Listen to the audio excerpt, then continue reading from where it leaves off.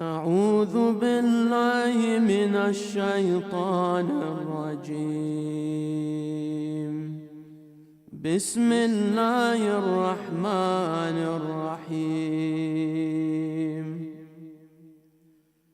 سأل سائل بعذاب واقع للكافرين ليس له دافع من الله ذي المعارج. تعرج الملائكة والروح إليه في يوم كان مقداره 50,000 سنة فاصبر صبرا جميلا إنهم يرونه بعيدا ونراه قريبا يوم تكون السماء كالمهل وتكون الجبال كالعهن ولا يسأل حميم حميما يبصرونهم يود المجرم لو يفتدي من عذابه يومئذ ببنيه وصاحبته وأخيه وفصيلته التي تؤويه ومن في الأرض جميعا ثم ينجيه كلا إنها لظى نزاعة للشوى تدعو من أدبر وتولى وجمع فأوعى إن الإنسان خلق هلوعا إذا مسه الشر جزوعا وإذا مسه الخير منوعا إلا المصلين الذين هم على صلاتهم دائمون والذين في أموالهم حق معلوم للسائل والمحروم والذين يصدقون بيوم الدين والذين هم من عذاب ربهم مشفقون إن عذاب ربهم غير مأمون والذين هم لفروجهم حافظون إلا على أزواجهم أو ما ملكت أيمانهم فإنهم غير ملومين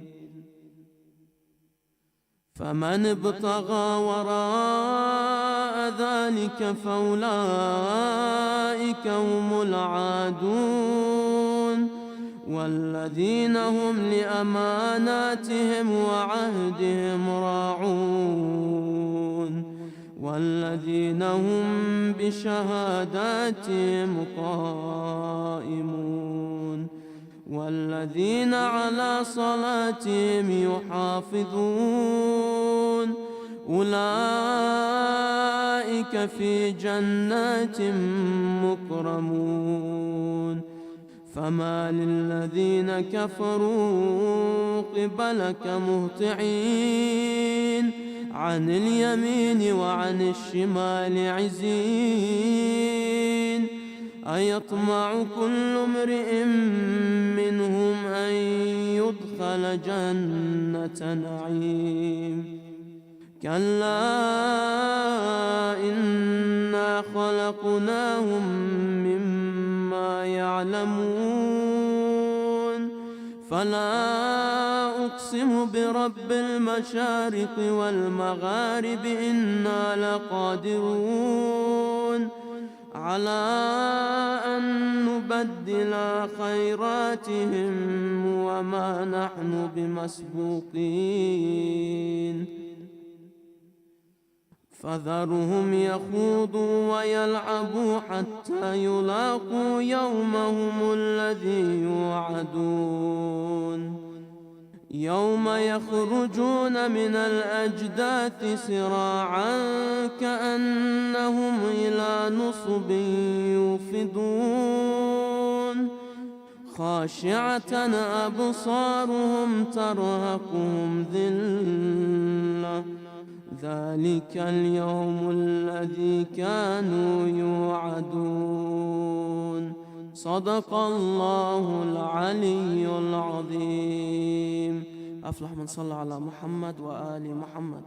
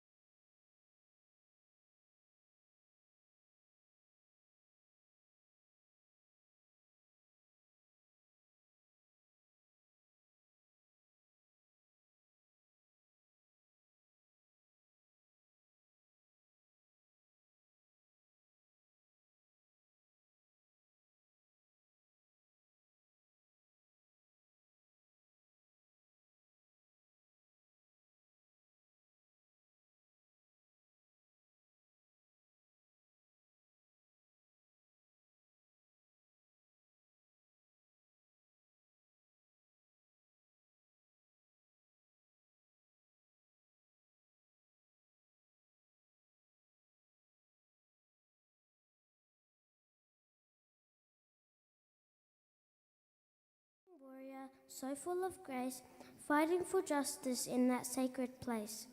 He was the son of Imam Hassan alayhi salam, grandson of Ali alayhi salam, the revered Prophet's kingsman, with eyes like stars and a heart so pure.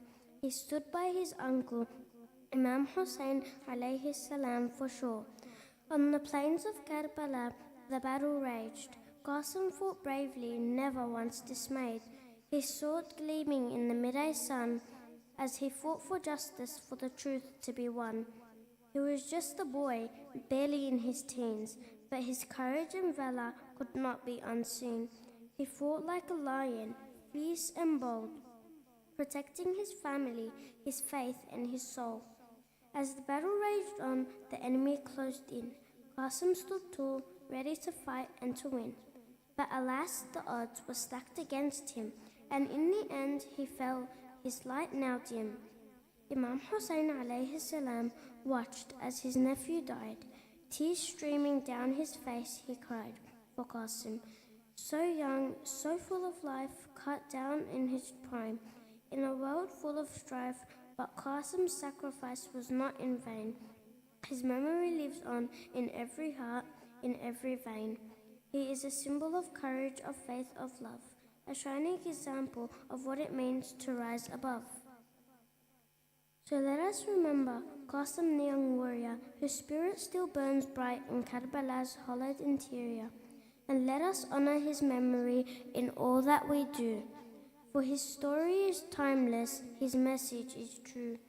In Karbala, Qasim and Imam Hussein alayhi salam their stories intertwined in honor and in pain, but through their sacrifice we find strength and grace to fight for justice in every time and place. Sallu ala Muhammad wa ali Muhammad.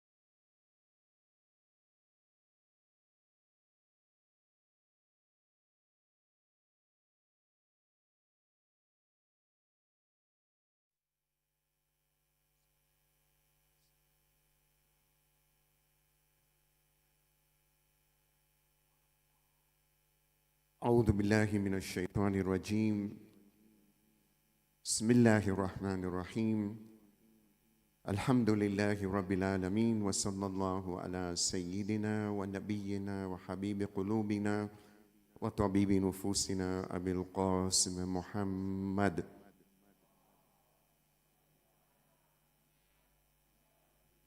وعلى آله الطيبين الطاهرين المعصومين المنتجمين أضم الله أجورنا وأجوركم بمسابنا بالحسين عليه السلام.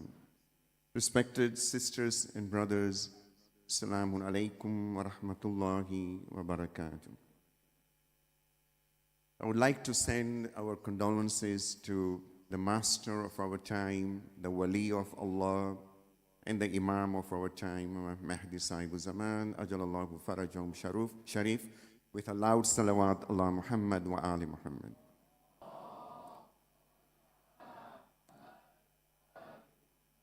MashaAllah, the salawat today has been correct. In other words, quite loud.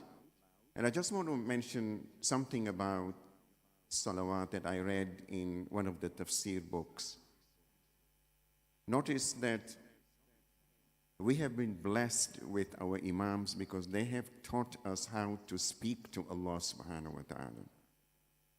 And in all their du'as, whether you look at dua kumail, dua makarimul akhlaq, all the du'as, have you noticed they always begin with Bismillahir Rahmanir Rahim, Allahumma salli ala Muhammad wa ali Muhammad, and then the dua first praises Allah subhanahu wa ta'ala, and then like dua kumail, you admit your shortcomings and your sins to Allah, and then towards the end you ask Allah to forgive you. That's the protocol of a dua.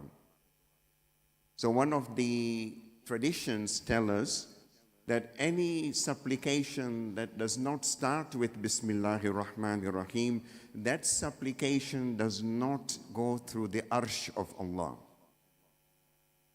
We all know there is something called the arsh. It's not a physical thing, but the arsh is where the angels are constantly glorifying and praising Allah subhanahu wa ta'ala.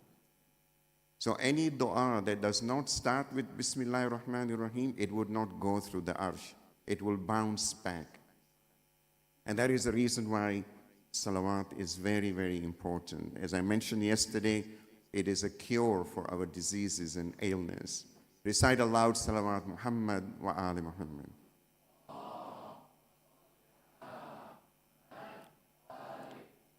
We continue with our Muharram theme this year, Beyond the Tears for Imam Hussein alayhi salam. And tonight will be our final discussion on the segment Through the Shadows, the dhilla of the qissa of Karbala, through the shadows of the story of Karbala. Yesterday, in the little time that I had, I was trying to explain the difference between maqsad and maqsood when we look at the story of Karbala, and similarly, the difference between ahdaf and nata'ij. The ahdaf of the movement of Imam Hussein alayhi salam is the objective, and the nata'ij is the outcome. So these gatherings and commemorations are considered to be the outcome of the movement of Imam Hussein alayhi salam. So a gathering like this. But the most important, brothers and sisters, is to make sure that whatever were the objectives of Abu Abdullah should not be obscured by the outcome of his movement. In other words, this gathering should not be something that will block the objectives of the movement of Abu Abdullah. And hence, the theme that we have selected for this Muharram, Beyond the Tears for Imam Hussein alayhi salam. And I will constantly come back to the theme to explain the philosophy behind looking at the different dimensions of Karbala. I think in one of the Muharram commemorations right here at Al-Zahra, and this goes back to many years ago, I gave an analogy of an accident that takes place, and all the people around the vicinity of the accident would rush to see what has happened.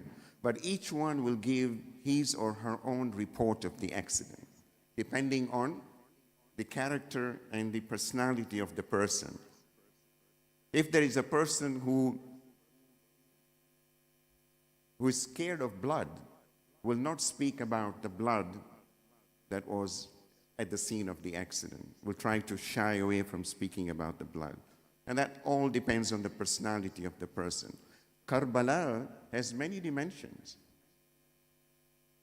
Till today, some scholars are discovering new dimensions of Karbala. And they are telling us in their books that, do you know, when Imam Hussein alayhi salam said this during his movement, now we begin to understand that what he said, although we were thinking that the meaning of that statement was such and such and such, which all of us heard for years and years, but now we are discovering that there is something much more beyond that. And that's the dynamic of the movement of Imam Hussein alayhi salam. Maybe 50 years from now, there will be people who will come and commemorate this event, and maybe their commemoration will be totally different. Some of you who probably will live to experience that will say, wow, this brother who spoke about this many, many years back is absolutely right. Because now we're looking at a very different dimension. It's not the same. Our discussion tonight will be focused, which we started last night, on discerning the principal aims and objectives of the story of Karbala. And I started by looking at the first objective, which was the preservation of human dignity and honor. So, according to our teachings of Islam, we are supposed at any cost, brothers and sisters, at any cost. This is something that Allah has not allowed us, is to humiliate ourselves. And I'm not going to stress more on that because I spoke a little bit yesterday. As I mentioned, that those who die protecting their honor and dignity, they die the death of Shahada, which is an honor by itself. The second objective is awakening our willpower, which is fundamental in understanding the mission of Aba Abdullah in Karbala.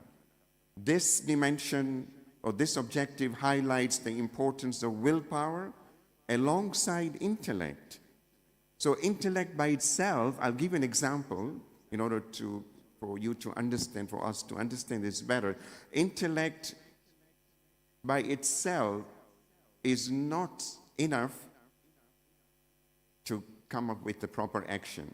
So with intellect, you need willpower in order to define our actions and moral choices. While intellect can inform one of what is right and what is wrong, and Allah has given us this intellect. فَحَلْحَمَهَا فُجُورَهَا وَتَقْوَاهَا, Surah Al-Shams. And we have inspired in this nafs of the human being the distinction between the criterion between right and wrong. We have that knowledge. Now some of us probably obscure that knowledge, and then we come up with silly actions. We have that knowledge, but willpower is what enables us to act upon that knowledge.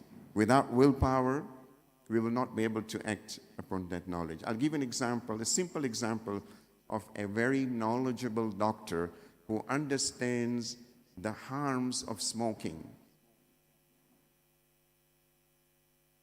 So this doctor knows that smoking can kill you, but yet he struggles himself to quit smoking. You know why? He doesn't have the willpower. So even though he knows the danger, yet he cannot quit smoking because there is something lacking in him, which is willpower. Islamic practices such as fasting, right? I mean, all of us are very, very familiar with the outer form of fasting. If I ask the question, what is the madhar of fasting? I'm not talking about jawhar. Jawhar is the inner dimension of fasting. We will get the following answer: abstaining from food and drinks, keeping our eyes away from evil, speaking the truth, not to lie. These are all the outer form of fasting. But the main reason for fasting is it is designed by Allah, as Allah says, kutiba alaykumus siyam kama kutiba alladhina min qablikum la'allakum tattaqun. That's the jawhar of fasting. So that you may, see, Allah did not say you will attain taqwa. لَعَلَّكُمْ تَتَّقُونَ, which means you may. It depends on whether you understand the purpose of fasting or not. So it is designed to strengthen our willpower. Little do we realize. So it teaches us self-discipline, and then it teaches us how to resist the basic desires, thereby nurturing self-control and enhancing spiritual consciousness, that God-wariness or taqwa. Imam Hussein's stand in Karbala was aimed to catalyze a spiritual and moral awakening within the ummah. Right? We spoke about the islah of Imam Hussein alayhi salam. إِنَّمَا خَرَجْتُمْ لِطَلَبِ الْإِسْلَامِ فِي أُمَّةِ جَدِّي. So keep that in mind. His sacrifice was intended to rouse the community from being passive. Now most of us, when we hear injustice and oppression, we take the stand of, no, it doesn't concern us. This is the problem of the people of Palestine. I should not be bothered about this. We become very passive. But the idea of the strategy of Imam Hussein's uprising was to take us out of that passiveness to become active Muslims and to be able to confront the immediate oppression and injustice which is taking place. And that's very critical, brothers and sisters. As we come here to honor our third holy Imam, Imam Hussein alayhi salam, at the same time we should be very, very careful. Whatever we do in these gatherings, we want to make sure we do justice to Imam Hussein alayhi salam. We should come out here feeling very confident that, whatever happened tonight, all the discussions and the reflections and whatever, we are confident that number one, Allah is pleased. Number two, our Imam is pleased. And of course, when we say the Imam, we mean all the Imams, including the leader, who is none other than Muhammad sallallahu alayhi wa alihi wa sallam. Sallu ala Muhammad wa ali Muhammad.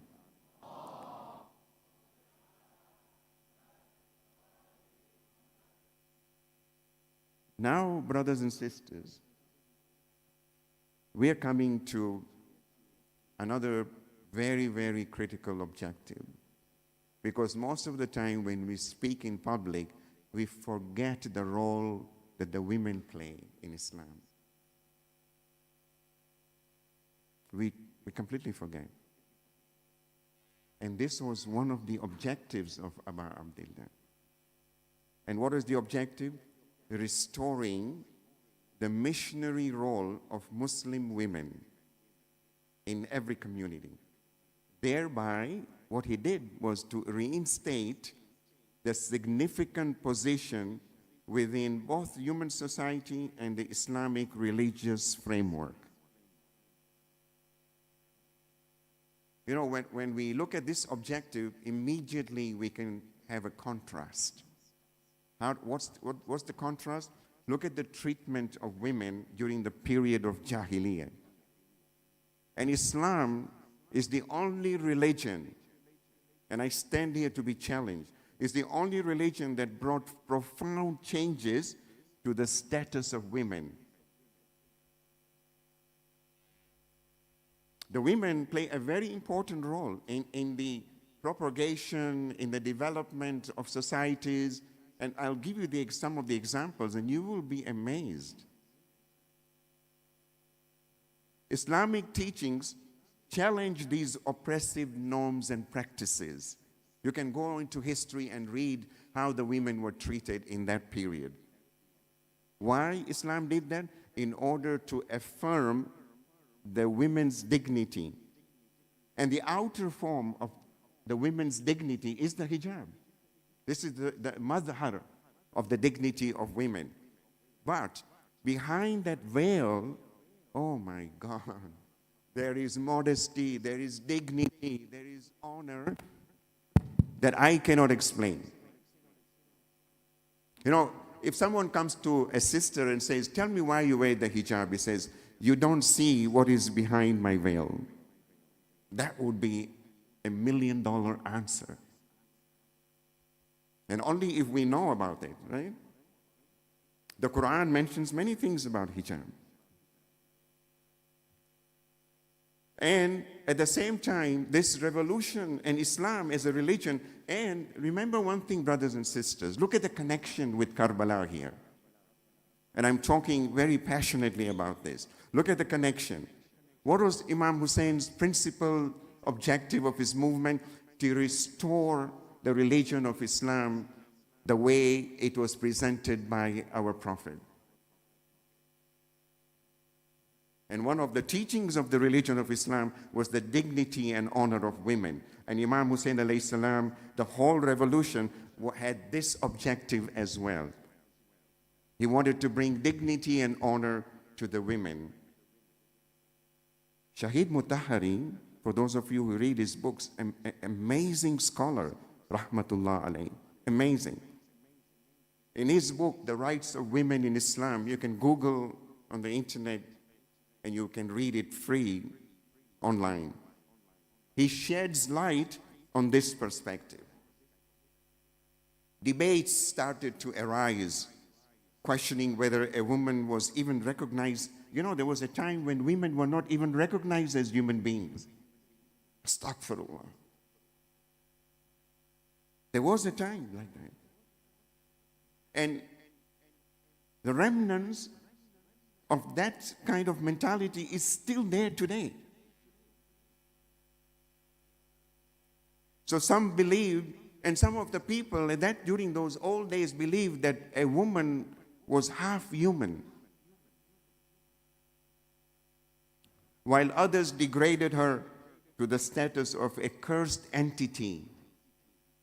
You know, there is a famous saying, they say, behind every successful man is a woman, nevertheless. I don't want to say this, but please allow me to say this. My success in whatever I do in the community, I attribute my success to my wife, who is here in the audience, and she's sitting here.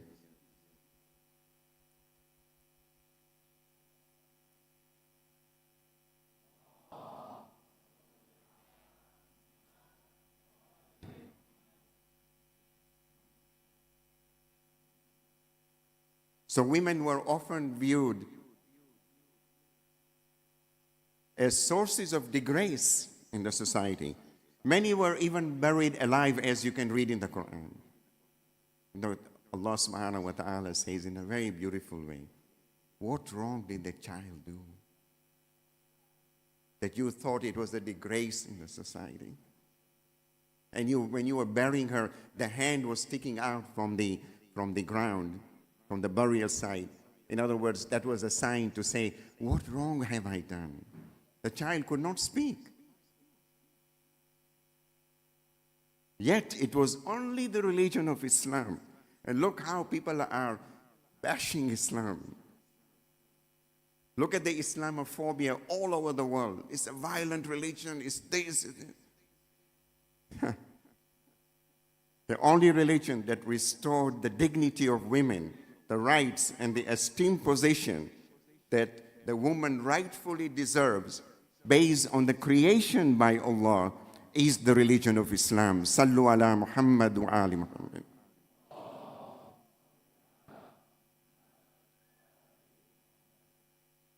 If we go back to Islamic history, you will see the role that the women played in Islamic history. First, beginning with the Lady Khadija, alayha salam, the first wife of the Prophet, serving as a prime example. She was known for her significant contributions through her wealth and faith. Lady Khadija, alayha salam, was instrumental in the spread of Islam. This Islam that we are enjoying as a religion right now, she is one of the architects, instrumental in the spread of Islam. Her involvement not only challenged the pre-existing societal norms, but also highlighted the transformative impact women had within the young Muslim community. We should cherish our young women especially.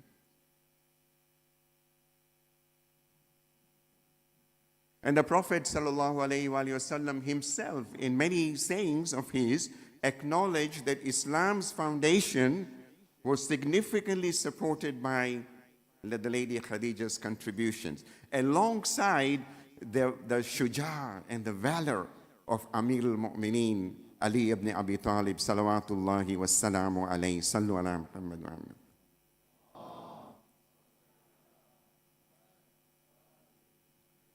Brothers and sisters, these two figures representing the dual pillars of Islam, one a woman and the other a man, emphasize that religion stands firmly on the contributions of both the genders. Don't let the Western philosophy and writings fool us. This religion of Islam, if you look at, if it had only two pillars, one pillar is the man and the other one is the woman, portraying a profound partnership. They are not objects to be misused. That exemplifies the Islamic revolutionary approach to gender equality. When people write about gender equality, let them study Islam. That's the best source of information for gender equality. The narrative around Karbala, since we are talking about Karbala here, is deeply interwoven with the themes of justice, sacrifice, and the active role the women played in the religious and social life of the community.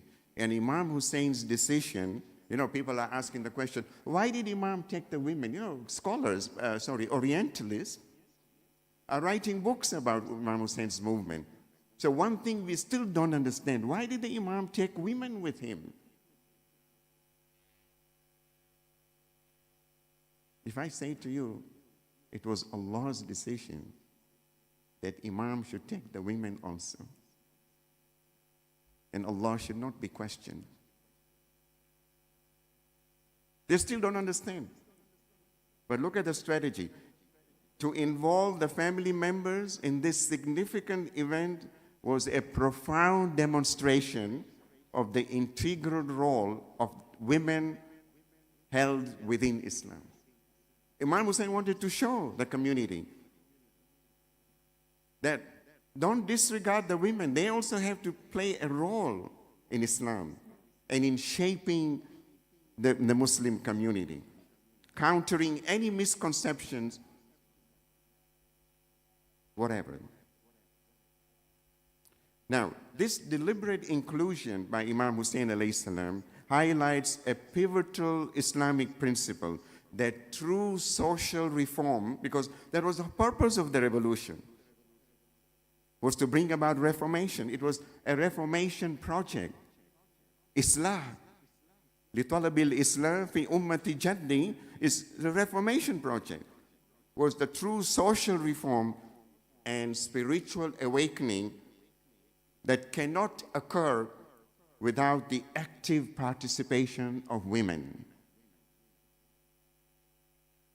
And their presence in Karbala was not incidental, but a critical element of divine will.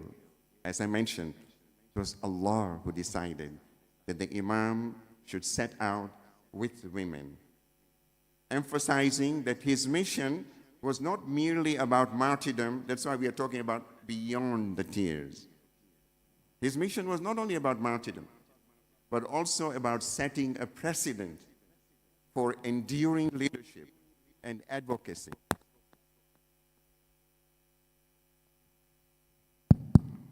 Against tyranny through all members of society, including women. Brothers and sisters, when we hear about the Lady Zainab alayhi salam, we find out that she emerges as a central figure in continuing the mission post-Karbala. Despite the immense personal grief and hardship that the Lady Zainab faced, her role transcended the traditional confines, moving into the realm of public advocacy and spiritual leadership. Her eloquent speeches and unyielding spirit in the face of oppressors not only preserved the message of Karbala, but highlighted the intellectual and spiritual strength of women in Islam. I don't have much time to go into this, but I want to give you an example of Zuhair bin Qayn. We all know he was among those 72 faithful companions of Abu Abdullah in Karbala. But you know the story. When Imam Hussein alayhi salam was traveling from Mecca towards Kufa, and then he was diverted towards Karbala, every time, he camped, Zuhair ibn Qayn also was camping at the same time, close to Imam Hussein alayhi salam. But he never joined Imam Hussein alayhi salam until at a certain place, station, the Imam sent a message to Zuhair ibn Qayn. He said, why don't you come and join me? And he hesitated. And then finally he came, he had a talk with the Imam. He went back, he said, I'm going to think about it. You know who actually motivated him? His wife. Women again. You can't take women out of this equation. You cannot. The Western society, they use women as objects of satisfaction. Oh my God, if only they realize who a woman is.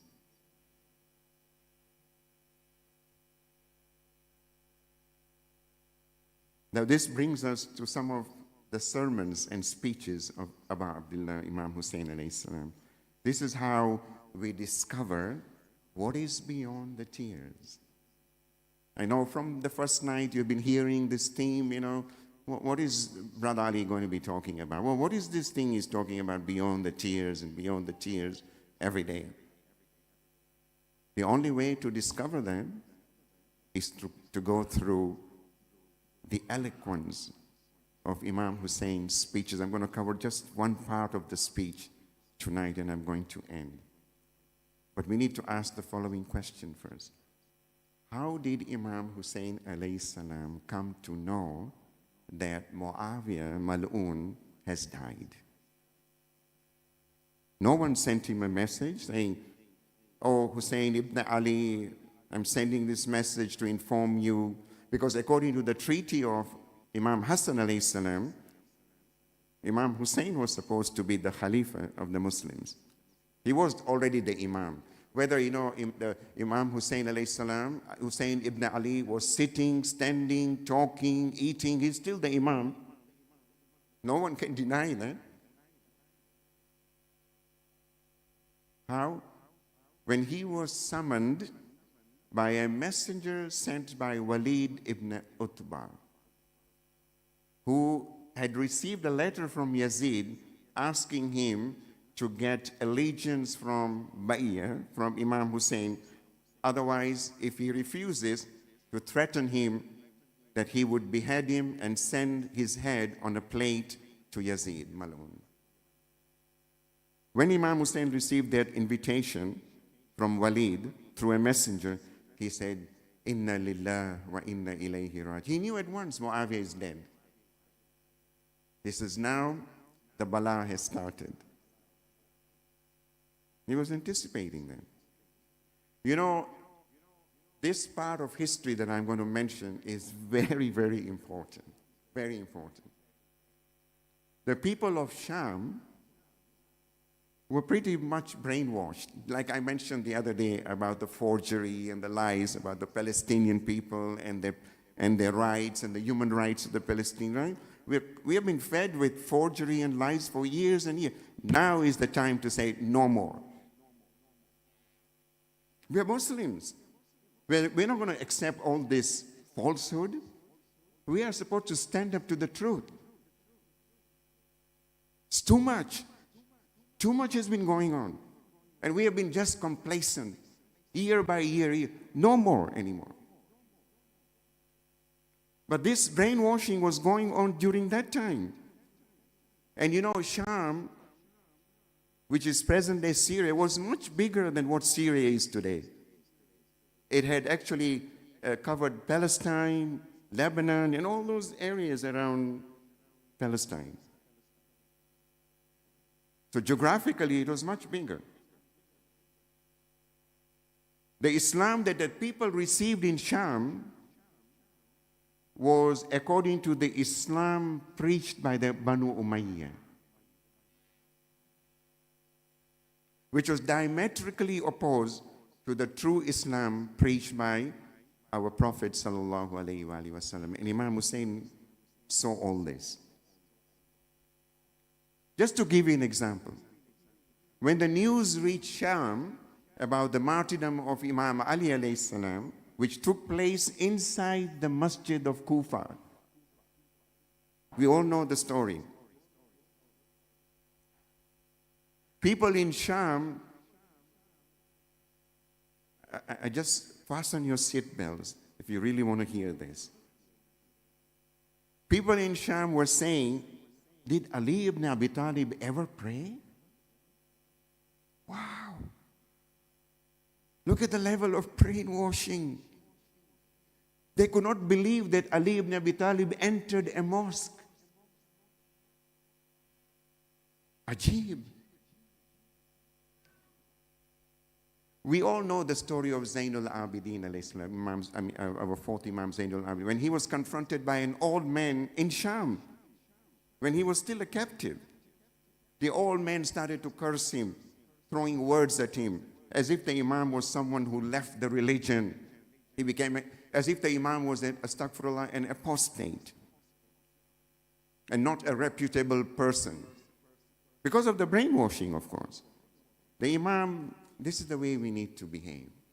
The Imam did not say, shut up, like the way we would do. We would probably punch at the person, right? But the Imam is teaching us.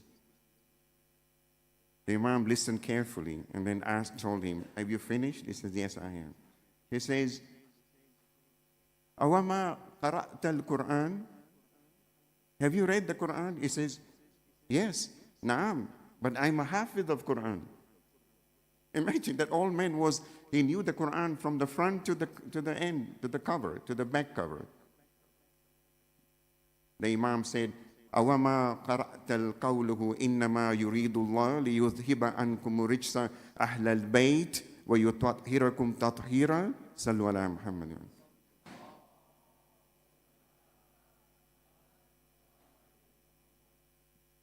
The old man says, Naam. He says, Nahnu Ahlul Bayt. We are the Ahl. And then the Imam says, أَوَمَا قَرَأْتُ الْقَوْلُهُ قُلْ لَا أَسْأَلُكُمْ عَلَيْهِ أَجْرًا إِلَّا مَوَدَّةَ فِي الْقُرْبَى. The old man says, Naam. The Imam says, Nahnu al-Qurba. You know what happened? The Imam recited a verse after verse. And those verses refer to the Ahlul Bayt. The old man started to cry and say to the Imam, all these years, up to this age, I have been deceived in Sham. I've been given the Quran which does not explain things like the way you have explained. I've been brainwashed. So people just followed the wave in Sham. And we should not do the same thing. Sometimes, when we hear something, we just follow the wave. Now, another example I'm going to give you. Now, this is from Sahih Bukhari. For those of you who study the four Sunni books, Sahih Bukhari mentions a tradition reported by Malik bin Anas. Malik bin Anas was one of the famous companions of Rasulullah sallallahu alayhi wa sallam. And he was someone who grew up, nurtured in Medina. So one day, he told his people that I'm going to go to Sham to see the conditions of the Muslims there. So he went to Sham. He spent a few months. He came back. And when he came back, the people gathered around him and says, give us the report. You know what Malik bin Anas said? This is in Sahih Bukhari. It's not from our books. So Malik bin Anas says to the people, nothing that Rasulullah taught us about religion has remained in Sham except Salah. And that even the corrupted form of Salah. You know what I mean by corrupted, right? Not putting your hands straight, folding the hand. This is all corrupted during that time. Let me cut the details and come straight to the point, because I don't have much time left. So when Walid started to explain to the Imam the reason for summoning him, there was a welcome thing, that's the reason why I called you. Muawiyah is dead, and now Yazid is the caliph. The Imam began, and I've been asked to take allegiance from you. Now, one thing that I want to mention, the scholars, they have analyzed history so carefully, they say that the letter that went to Walid about Imam Hussein alayhi salam had another short letter attached to it. And that short letter, The main letter was sent to all the people in all over the regions about asking their allegiance. But to Imam Hussein, there was another short letter. The short letter said that if he refuses, right there and then behead him. And you know, if that had happened, there would have been no revolution. Today we would have been drinking, we would have been womanizers, and we don't appreciate what Imam has done for us. So after he said all that, the Imam started to speak. Now look at the Imam speaking. It's amazing. Ayyuhal Amir. He's addressing him as an Amir because he sat there as an Amir. Do you know whom you're talking to? You know whom you're talking to. And then the Imam began to explain. Inna. Now, why the Imam did not say inni, I'm going to explain later. He says, Inna ahlul bayti nubuwa wa ma'dinul risala wa mukhtalaful malaika bina fatahallahu wa bina khatam. Wa Yazid, now this is what I want to talk about in the next few minutes. Wa Yazid, the one you want me to give allegiance to, rajulun fasiq, sharibul khamr, qatilun nafsal muhtarama, mu'linun bil fisk, wa mithli la yubayi'u mithla. What is Imam saying? We are the household of the Prophet. You know whom you're talking to? We, not I. We are the household of the Prophet, the source of the message, the place where angels frequently visit. They were coming in, going out during the time of Rasulullah. And the place where the mercy descends. By us, Allah opened the beginnings, and by us, He shall close the end. And then he said, Yazid is a man of sin. You're asking me to do allegiance to such a man? A drinker, a drunkard, a killer of the innocent soul. He used to kill innocent people. And the one who openly commits sins. And then the Imam said, a person like me cannot give allegiance to a person like him. And then I don't want to go into the details, but the Imam then says to him, you know, such a thing, I don't have to do it here. Allow me tomorrow, I'll make my decision, I'll come out in the public, because it's important for people to know what decision I've made, whether I want to give allegiance to Yazid or I don't want to give allegiance. So I want to do it in public tomorrow. You know, Walid got into trouble because Yazid, when he found out that he did not behead him, he started cursing him. Now, let's look at what Imam has said. Question. Let's ask ourselves, you know, when we read this in history, we don't just read it superficially. We have to analyze, why did the Imam say this? So let's look what the Imam said. What if the Imam said, Ana la yubayu Yazid. I am not going to give allegiance to Yazid. What if Imam had said that? He didn't say that. He said, a person like me cannot give allegiance to a person like Yazid. There was a reason why he said that. Now, if he had said the other way, it would imply it was a personal clash between Imam Hussein and Yazid, or a tribal clash between Banu Hashim and Banu Umayyah. You know what history would have recorded? This was a tribal clash between Yazid and Imam Hussein alayhi salam. So Imam Hussein alayhi salam carefully selected his words. Genius. This is the Imam. This is the Imam we're talking about. Now, notice how the Imam started his speech. He started his speech by mentioning his qualification. Right? And he did not say, I am from the house, we. That means he is including others besides him in this stance.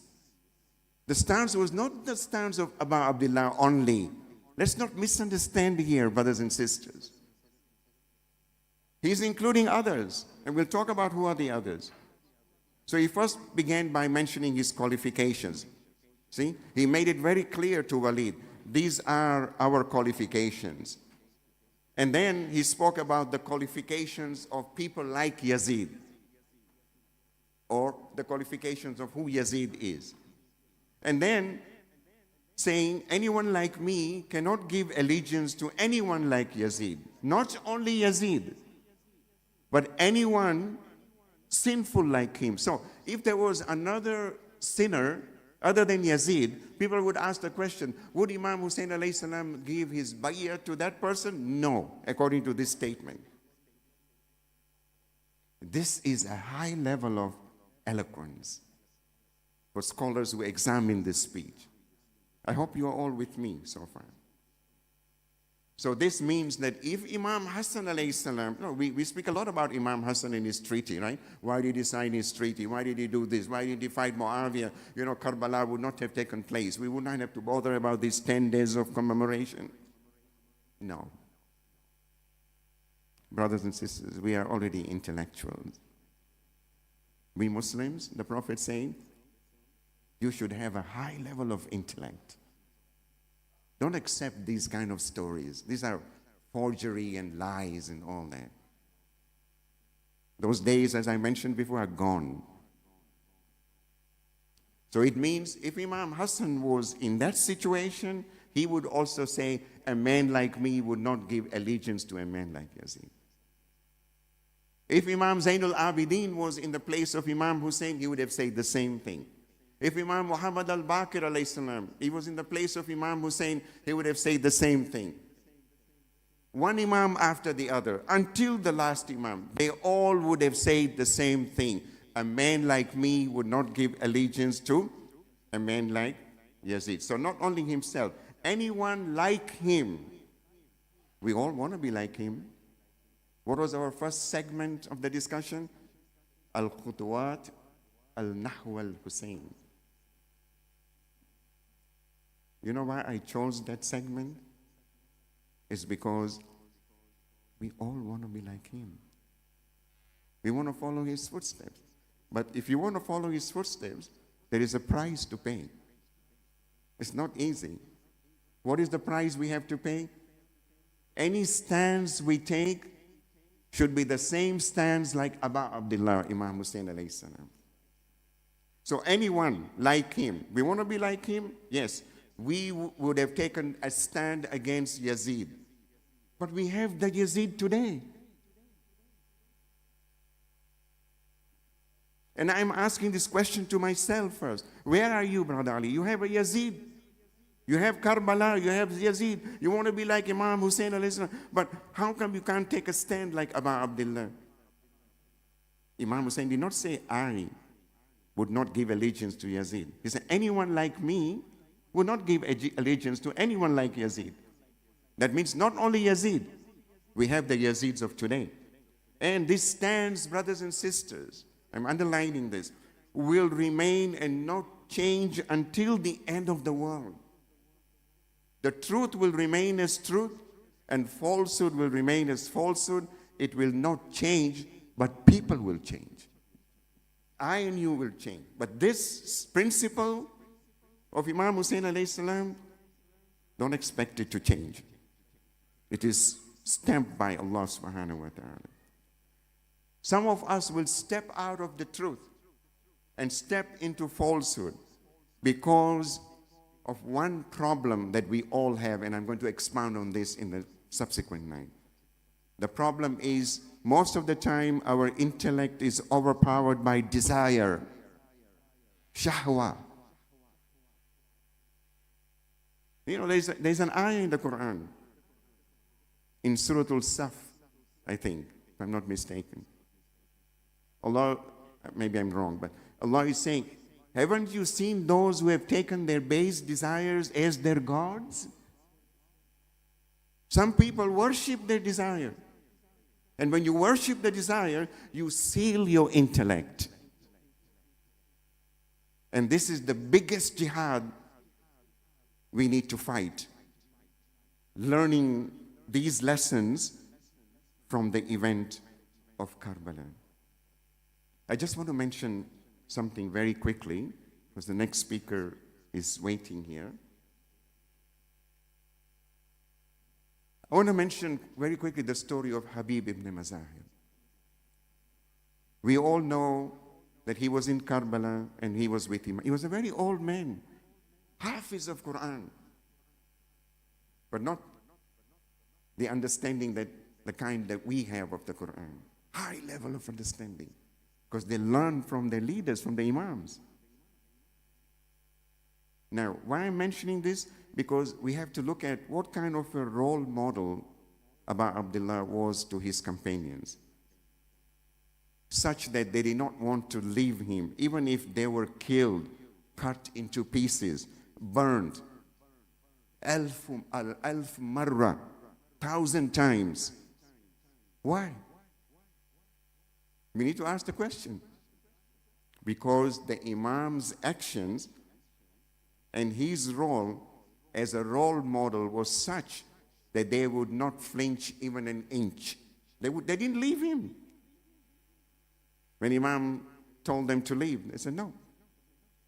They saw that the Imam himself was ready to sacrifice his life, his children, and his women, and not telling the companion, I'm going to sit in my camp and you go and fight the army of Yazid. No, not unlike the leaders of today. You see these leaders who claim to have all these weapons, mass destruction, whatever. You think, what do they do? They sit in the palace, stretching their legs and pressing the buttons. Why don't they go and fight at the forefront, at the front of the battle? This is Imam Hussein. Now, it is not like sitting in the camp and watching, what's going on. When Habib ibn Mazahir attended Muslim ibn Awsaja, when Muslim ibn Awsaja went to fight, and he was breathing his last, he killed a number of enemies. Habib asked Muslim ibn Awsaja, do you have any will, wasiyah? I'm going to end soon. He said, yes. You know what was his wasiyah? He pointed to Abu Abdullah. He says, take care of him. Please take care of him. Don't leave him alone. And Habib gave his promise. And when he came back to the camp, he was smiling like someone in a good mood. And people were asking him, oh, yeah, Habib, why are you in a very good mood? We just lost Muslim ibn Awsaja. So for me, it is a day of rejoicing. I'm just waiting for the minutes to pass. I can already see the reality. The reality meaning what we have been promised by Allah subhanahu wa ta'ala. Do you want me to cry or you want me to rejoice? Brothers and sisters, this is an example of how Imam Hussein trained his companion, something beyond the tears for Imam Hussein alayhi salam. Sallu ala Muhammad wa ali Muhammad.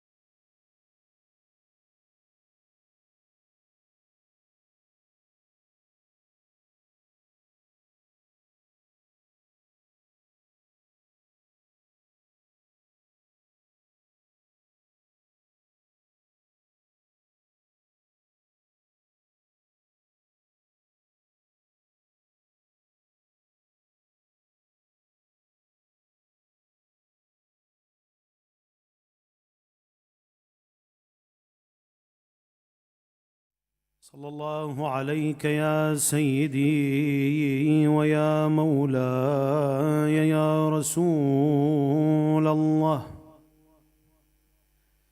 صلى الله عليك وعلى آل بيتك المعصومين المظلومين.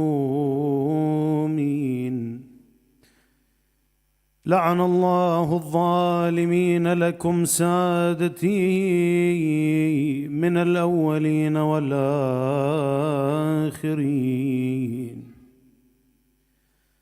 صلى الله عليك يا مولاي وابن مولاي يا أبا عبد الله، يا غريب،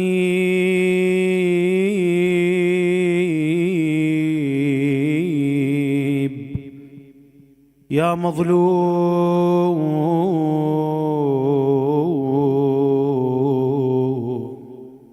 يا عطشان كربلاء، يا رحمة الله الواسعة ويا باب نجاة الأمة. يا ليتنا كنا معكم سادتي فنفوز فوزا عظيما. أعظم بمن بلغوا للمجد أسبابا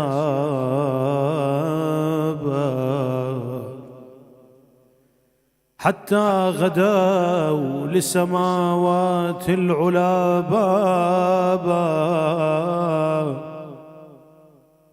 We pay respect on this night to the companions of Abu Abdullah al-Husayn that reached the highest of the statuses by being sincere and loyal to Allah, and to Abu Abdullah al-Husayn, to a point that Abu Abdullah al-Husayn said, I have never seen and I do not know about a companions that are like my companions.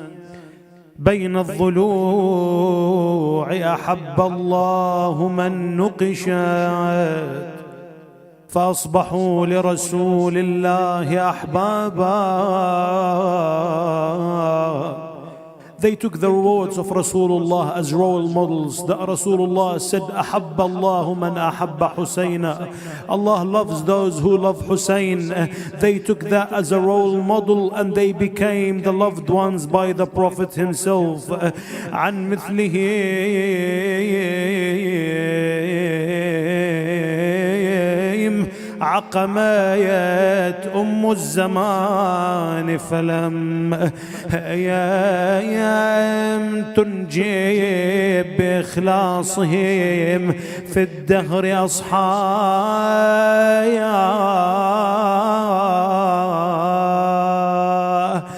يا با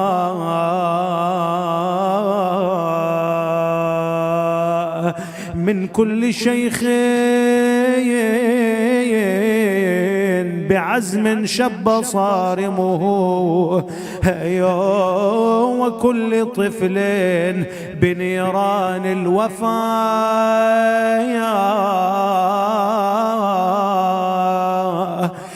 يا شابا.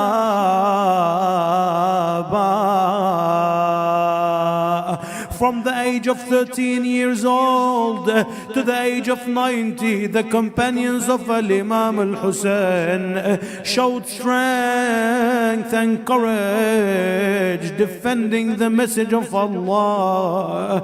ومن غيور يذوب السيف في يده وعاشق في حسين قلبه ذابا فحق أن ترتدي الزهراء فاطمة الزهراء عليها السلام has every right to grieve over them, because those who are the ones that Al-Imam Al-Hussein alayhi salam stood in the middle of the desert of Karbala after they fell down, and he called them Ya Abtal al-Safa wa Ya Fursan al-Hayja, what happened to you? I call upon you and you do not respond. You broke my back. Get up for my aid. I am left alone in Karbala. لما ترى السبط مكروبا يشاهدهم صرعى فيجريشون الدمع ميزابا لم أدري هل شربوا أم يا ترى انتظروا. We do not know whether they drank water or they waited for their master Abu Abdullah al-Hussein. من ظل يسقى بطعن السيف أكوابا لم أدري هل نعموا أم في الجنان بكاوا على التي مثلها لليوم ما طابا. The companions of Abu Abdullah al-Hussein, those who stayed with him, about 72 of the companions, after the 10,000 left Al-Imam al-Hussein when he left Mecca, they stayed firm. They only saw the beauty of Abu Abdullah al-Hussein, even though that Al-Imam al-Hussein guaranteed heaven for them. He said, if the enemy, they kill me and they find me, they would forget about you. I guarantee heaven for you, but I want you to leave in the middle of this night. Take this night as a cover and leave. Nafi' ibn Hilal said to Abu Abdullah al-Hussein, if they kill me and they cut me into pieces and they burn me and they scatter my ashes into the thin air, and they do that 70 times, Ya Aba Abdullah, I would not leave you. Another companion says, may my mother weep over me. My sword of the strongest sword, and my horse is one of the best of the horses. I will keep fighting until my sword goes blunt and until my horse goes crippled. Burayr ibn Khudar, he said, Ya ibn Rasulillah, Allah granted you for us as a grace. We will keep fighting with you until they sever our limbs. Then we will gain the intercession of your grandfather Rasulullah. Even John bin Hawi Mawla Abi Dharr al-Ghifari, he said to Al-Imam al-Hussein, I will not leave you until my blood mixes with your blood, Ya Aba Abdullah. Al-Hurr ibn Yazid al-Riyahi, who seeked forgiveness after being the reason why Al-Imam al-Hussein alayhi salam was stuck in Karbala, he came to Abu Abdullah seeking repentance. He said to him, Ya Aba Abdullah, I have two options, whether I take heaven or I go to the hellfire, and I would not choose the hellfire over the heaven with you, even if they burn me. One of the closest companions to Abu Abdullah, after Al-Imam al-Hussein distributed the standards upon the leaders of his army, there was left one standard with him. Everyone asked Al-Imam al-Hussein for that standard, but he was waiting for someone. He waited for Habib ibn Mudahir. When Habib came, Al-Imam al-Hussein ran to him and he hugged him and he gave him the standard. Zainab alayha salam, she heard that Habib ibn Mudahir came. came. She said, please deliver my salutations to Habib ibn Mudahir. Habib ibn Mudahir cried and he said, who am I that Zainab, the daughter of Ali, delivers her salutations to me? يقول من هو أنا وزينبي تسلم علي من هو أنا والعقيلة الهاشمية من هو أنا وباكر تغادر سبية. الإمام الحسين saw Habib ibn Mudahir crying. He said to him, Ya Habib, did you remember your home? Did you remember your family? You are free to go, Ya Habib. Then Habib said, no, Abu Abdullah, you are my home, you are my family. He said to him, then why are you crying? He said to him, I cry for Zainab and what will happen upon Zainab.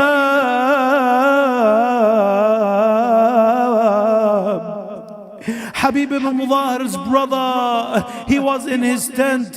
He told his wife to pack her stuff and leave back to her home country. She said to him, and are you going to stay here? He said to her, yes, I won't leave Abu Abdullah al-Hussein alone. Then his wife said to him, La wallah, does it satisfy you that Rasulullah will be proud of you and Fatima al-Zahra wouldn't be proud of me? Does it satisfy you that Zainab alayha salam would be held captive and I don't go with her? Does it satisfy you that they drag the earrings of the girls of Al-Imam al-Hussein and I stay safe? Even their women, they sacrifice in the way of Allah tabaraka wa ta'ala. Then on the first Hamla, the second day in the 10th of Muharram, Shimr ibn Dhul Jawshan, he told one of his companions to bring his standard to make a shade. Then he took an arrow and he shot towards the tents of Abu Abdullah. And he said, bear witness in front of Yazid alayhi la'ainullah that I am the first to shoot towards the camp of Hussein. Then afterwards all of the arrows came as a rain upon the tents of Abu Abdullah. Al-Imam al-Hussein said to them, Ya Abtal al-Safa, get up and let's go towards the inevitable death. They started to fight. After the first attack, 50 of the companions of Abu Abdullah al-Hussein were slaughtered on the sands of Karbala. Amongst them was Muslim ibn Hawsaja. Al-Imam al-Hussein walked with Habib towards Muslim ibn Hawsaja. They sat next to him. Habib told Muslim, Ya Muslim, if I didn't know that I'm going behind you, I'm going to be the next Mahdi between the hands of Abu Abdullah, I would have told you to tell me about your last will. Muslim ibn Hawsaja said, Ya Habib, yes, I have a will. أوصيك بهذا الغريب. I want you to support this strange person. And he pointed towards Abu Abdullah al-Hussein. Do not fall short. Habib al-Mudahir went back to the tent with Abu Abdullah al-Hussein. As they were going back, Muslim ibn Hawsaja's wife came out the tent and she was calling, Wa Muslimah, Wa ibn Hawsajata. نعم الإمام الحسين ordered the women to take her back. I would say يا حسين يا أبا عبد الله. One lady, a wife of Muslim ibn Awsaja, when she left the tent, you ordered the women to take her back. Ya Aba Abdullah, what would be your state when you see your sister Zainab leaving the tent on the 10th day of Muharram, and you are on the ground,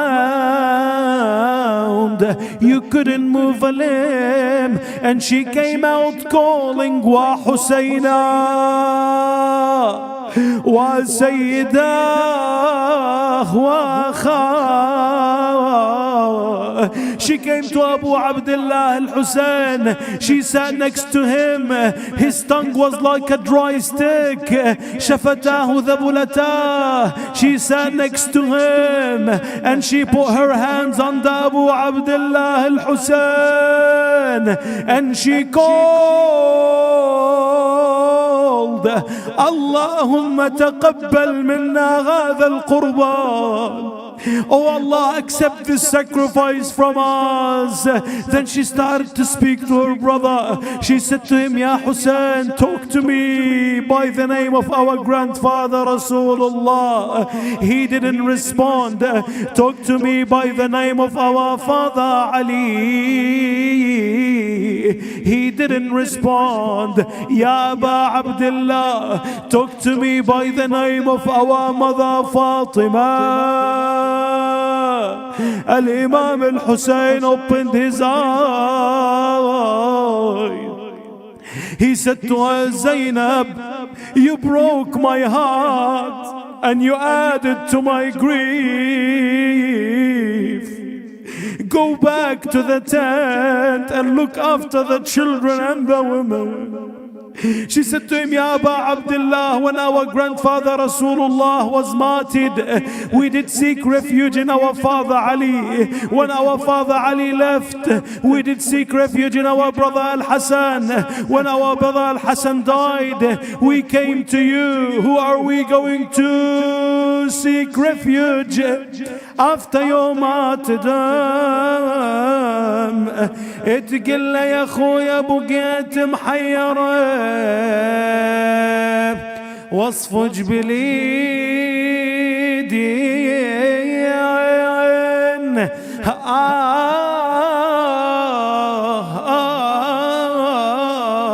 لا عباس يبرالي ولا حسين. I stayed alone. No Hussein, no Abbas. خويا يضربون من ابكي وتدمع العين.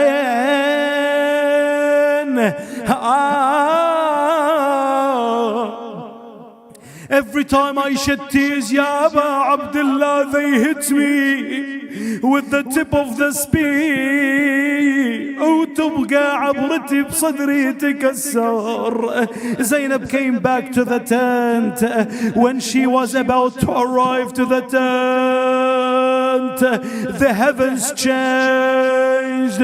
It became darker. She went back to the tent of Al-Imam Zainul Abidin. She said to him, what is happening, O nephew? I see that the universe changed. He said to her, Auntie Zainab, help me up. Auntie Zainab, lift the side of the tent. When she did, Al-Imam Zainul Abidin looked up on the sky. He said to her, Auntie Zainab, prepare yourself for captivity. This is the head of Abu Abdullah al-Hussein on the top of the spear. والله ما تدري يا خويا شلون حالي براس الرمح راسك. اقبالي كل من بكى ذا الحال بكى لشحال الغريبة بغير والي. أحامل ذاك الرأس قل لي برأس من تمايل ذاك السمهري المثقف يا الله. إلهنا بالحسين الوجيه وجدي وأبي وأمي وأخي والتسعة المعصومين من ذريته وبنيه، عجل فرج صاحب العصر والزمان، اكشف غمه واقض حوائجه، واجعلنا من أنصار وأعوانه ومقوية سلطانه. Everyone اللهم كن لوليك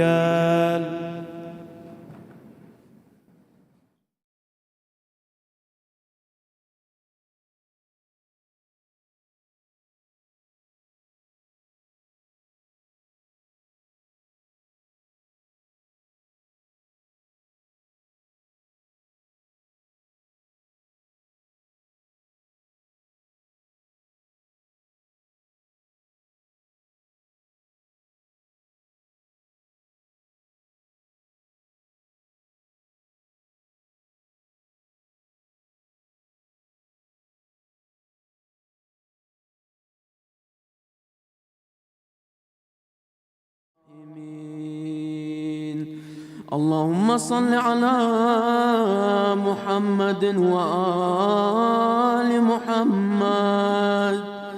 السلام عليك يا وارث آدم صفوة الله، السلام عليك يا وارث نوح نبي الله، السلام عليك يا وارث إبراهيم خليل الله، السلام عليك يا وارث موسى كليم الله، السلام عليك يا وارث عيسى روح الله، السلام عليك يا وارث محمد حبيب الله، السلام عليك يا وارث أمير المؤمنين عليه السلام، السلام عليك يا ابن محمد المصطفى، السلام عليك يا ابن علي المرتضى، السلام عليك يا ابن فاطمة الزهراء، السلام عليك يا ابن خديجة الكبرى، السلام عليك يا ثار الله وابن ثاره والوتر الموتور. أشهد أنك قد أقمت الصلاة وآتيت الزكاة وأمرت بالمعروف ونهيت عن المنكر وأطعت الله ورسوله حتى أتاك اليقين. فلعن الله أمة قتلتك، ولعن الله أمة ظلمتك، ولعن الله أمة سمعت بذلك فرضيت به. يا مولاي يا أبا عبد الله، أشهد أنك كنت نورا في الأصلاب الشامخة والأرحام المطهرة،